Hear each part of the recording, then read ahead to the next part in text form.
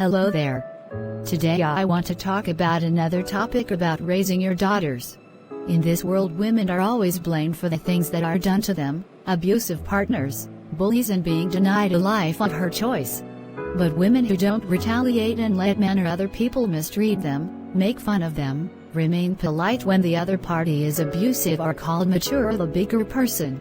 But women who don't take shit from anyone, put a rude child in place, knocks out a bully, or beat men at their own sick game are called immature.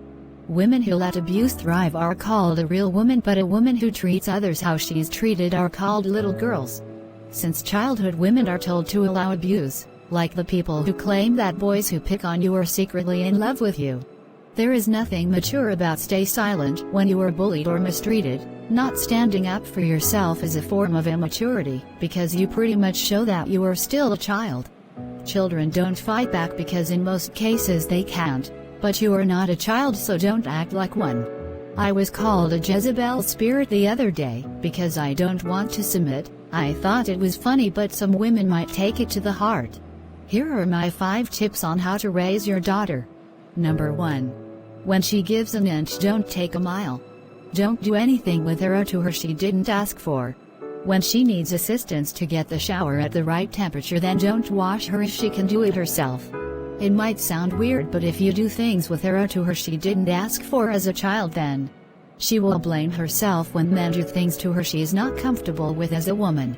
I usually go to the beach with a group, but one time I went alone and a dude came and asked if I needed help with putting sunscreen on my skin.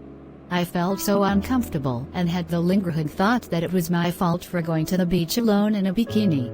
Or the time where I gave a male employee a hug and I received a slap on my ass afterwards.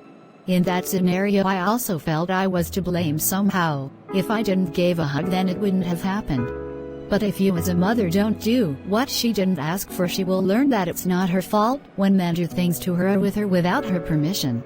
If you won't, then in the long run your daughter will worry people. She will feel uncomfortable being around anyone in a vulnerable state, because she feels she might give the person a chance for inappropriate behavior. "I didn't ask, so don't offer it" is a response she should give when her boundaries are being crossed, not have a feeling that it's her fault somehow. I want to be held accountable for the things I give permission for, so should any woman. Number 2. Be rewarding to any achievements, big or small, but be strict towards bad behavior, big or small. In this world she will hear more no than yes. She will end up empty-handed more than get a reward, and people only nag when she made a little error, but won't hear a peep from anyone when she put up a great performance. And that's where you should come in. You should always be rewarding and acknowledge her progress positively, but push her the same time to do her best in the only life she has. Don't be like the world where only bad behavior have immediate consequences, but a good deed is never talked about. You are her first role model and introduction into this world. The world might be cold, but with you she should feel sheltered. But never turn a blind eye towards bad behavior. She will see that behaving is always more beneficial than do bad things, because you don't let her get away with it. And she will never make excuses when she did something wrong or blame someone else like most people do. Number 3. Make her aware that nobody comes before her needs, but she doesn't come before the needs of others as well. The whole idea of putting your kid first at all times does more harm than good. Your daughter should be beside you, not in front of you. She will become an entitled brat, or she will repeat your behavior and puts men and her children first while her own health and happiness is declining. When you have one apple, and both of you are hungry, don't give the whole apple to her, but split it in 2 and give her the other half. She will learn that looking after herself while catering to others is not selfish. Your needs don't matter less when you become a mother. But don't put your needs before hers as well. Everybody needs a break, but it shouldn't be on the expense of her happiness or the desire to have a mother in her life to invest in her. She shouldn't view you as her caretaker or a person who shows her face at night and disappear in the morning. But her teacher, mentor, nutritionist, her guardian she can count on and trust for a 100%, but most importantly her mother that can never be replaced. Let her have a social life, so that when she's away you can have plenty of time for yourself. Set up an early bedtime so that you have a whole night alone to enjoy a late night movie or have a night shift at work if you live in a safe neighborhood. But don't force her upon family members or friends so that you can go out every day or have two jobs. Family or friends members usually don't like your children and they will mistreat her, say sexist things to her behind your back.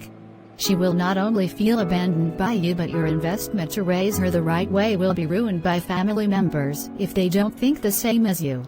Family members have the best aim, and at times a better aim than you if they spend more hours babysitting for you. If your kid only sees you in the weekend or at night when you pick her up, then who's really raising her? The worst role models ever. Number 4. Don't let people tell that her dream is unrealistic or too big. And the best way to avoid having her talk to other people about her dreams is to be the best support she can get. When daughters speak to others about her dreams, then it's a sign that you don't treat her future as a priority or give a sign that her dream is out of reach. Number 5. Teach her that if she's missing something in her life, then she should create it herself. If she wants people to be good to her, then she has herself for that. She is a human being too, so she should be nurturing and be good to herself. Nobody is going to be good to you. Most humans don't care about your problems, don't care that you are sad or alone. They only meddle with you when it suits them, not when you need it. If she has you as a role model who believes in her in this cold world, and she learns how to be good to herself, then she will be well on her way to be the daughter you can be proud of. I've always seen other non-relative people as my role models, simply because there are more breeders who want kids to feel good about themselves instead of parents. Don't be a breeder and then complain that your kids are lazy and unproductive, or untalented. When you treat your children's future as an investment, they will see this life as an investment as well. Instead of eat, sleep, go to college, breed and die. Life is much more than that, but you won't make them realize that if you are not involved in their future. Daughters are like cement. The longer you neglect your duties to raise a productive, hard-working daughter, the harder it becomes to stir her to the right direction. You can't expect anything from your daughter if you did a lousy job. It's like expecting luxury and fame while you sat on your ass most of the time. Want a daughter of your dreams? Then start early. And my last tip: be like a hawk. Watch your daughters from a distance and only make your move when the time is right. Humans are like butterflies. From a distance they can be cute, but when they are in your face they become unpleasant. Even you. So always assist with homework or anything you need to teach her with the right amount of space between the two of you. With that, she will also learn to respect your space. Don't expect your daughters to love you just because you put them on this world. Only a special type of woman can be a mother. Don't ask your daughters if they love you. Ask them if they feel loved by you instead. When you make someone feel loved, they will love you back always. And don't just love her just because she's your daughter. Mothers have the tendency to love criminal sons or child molesters and rapists until the end of time. That's the reason why men, and in some cases women, treat the people who love them like trash, because they feel like no matter what they do or treat others, they will always be loved by their mothers. And they assume they might get away with it when they mistreat other people as well. And you are just letting narcissism thrive.